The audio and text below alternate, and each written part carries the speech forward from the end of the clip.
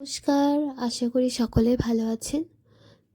তো সকাল সকাল আমি কিন্তু ঠাকুরঘর থেকে ভিডিওটা শুরু করলাম। সকালে উঠে মা স্নান সেরে এখানে ঠাকুরের ভোগ দেবের জন্য সব কিছু রেডি করে রেখেছে। তো সেটা এই দিনটা ছিল 9 আগস্ট, আমার জন্মদিনের দিন। এইদিকে কিন্তু সমস্ত রকম সবজি কাটাকাটি চলছে, আর এদিকে কিন্তু আমি এখন লুচিটা বেলে নেব।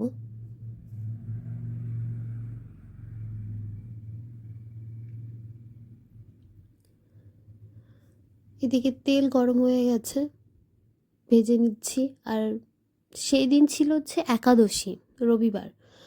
তো মায়ের খুব চাপ পড়ে যাচ্ছিল, যার কারণে আমি মাকে হেল্প করছিলাম। তো যাই হোক বন্ধুরা, আমিও কাজ শেখার চেষ্টা করছি। আর এইদিকে মাটন রান্না হচ্ছে। আসলে বাজারঘাট কিছুই আমার করা ছিল না।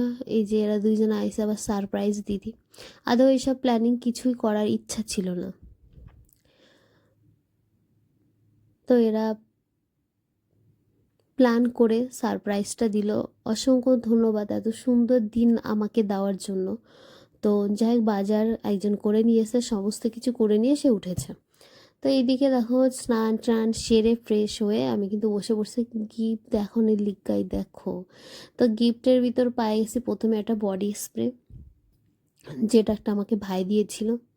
এখন এর মধ্যে দেখা যাক এর মধ্যে কি আছে। এটা দিয়েছে হচ্ছে অঙ্কিতা। তো একটা সাইড ব্যাগটা সত্যি সুন্দর হয়েছে। থ্যাংক ইউ এত সুন্দর গিফটটা দেওয়ার জন্য। তো গিফটটা বড় কথা না, সবাই মানে একসাথে থাকা, মজা, আনন্দ, এটাই তো বেশি না। এর থেকে আর কি বা চাওয়ার আছে জীবনে? সবই পড়ে থাকবে, শুধু স্মৃতিগুলো রয়ে যাবে সারা জীবন। আর এই গিফটটা দিয়েছিল হচ্ছে কিন্তু দীপা। গিফটটা সত্যি সুন্দর হয়েছে, থ্যাংক ইউ। এত সুন্দর গিফট আননের লিগা। আর এই যে দীপা অঙ্কিতার তরফ থেকে এই কেকটা, কি সুন্দর না কেকটা!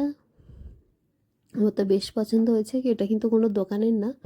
তো যাই হোক, এখানে আমি রেডি হয়ে পড়ছি। এর মধ্যে দেখো নসুদা আর মেজো কাকি, ওকেও ভীষণ মিস করছিলাম, খারাপ লাগছিল যেহেতু আমরা দূরে।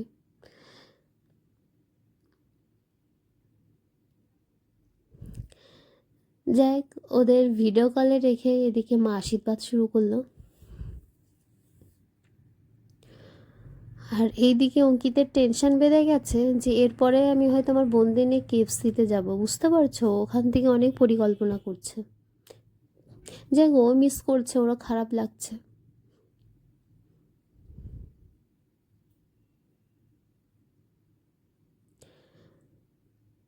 প্রথমে কিন্তু আমি বোনের কেকটাই কাটলাম, আর এখন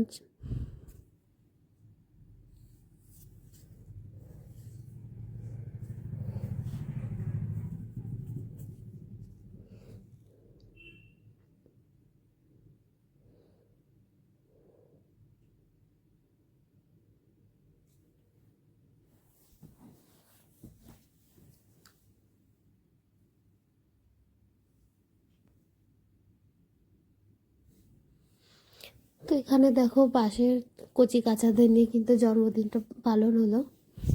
এই থালাটা দিয়েছে কিন্তু আমার মা আমাকে জন্মদিনে। আর ওই কচি কাচাদের মধ্যে আর দু তিনটা আসেনি। যাক, এবার খাওয়া দাওয়া শুরু করি, খিদেও পেয়ে গেছে। তো আমার খাওয়া দাওয়া শেষ হওয়ার পরে কিন্তু বোনরা খেতে বসেছে, কারণ তারা হচ্ছে ওই বিকালেই বেরিয়ে যাবে, সন্ধ্যা নাগাদ। তো কি আর করা যাবে অগত্যা। এইদিকে কিন্তু বোনরা রেডি হয়ে গেছে, ওদের বলা হলো থাকার জন্য, কিন্তু থাকবে না। তো যাই হোক, হিঞ্জে চলে গেল। আর সন্ধ্যায় ছিল বাড়ির তরফ থেকে কেক। তো এটা এখন কাটিং ফাটিং হবে। বেশ মজাও লাগছে, আবার কেমন একটা লাগছে। এই যে ঘরটা একটু সাজিয়েছে, এখন হচ্ছে কেক কাটা।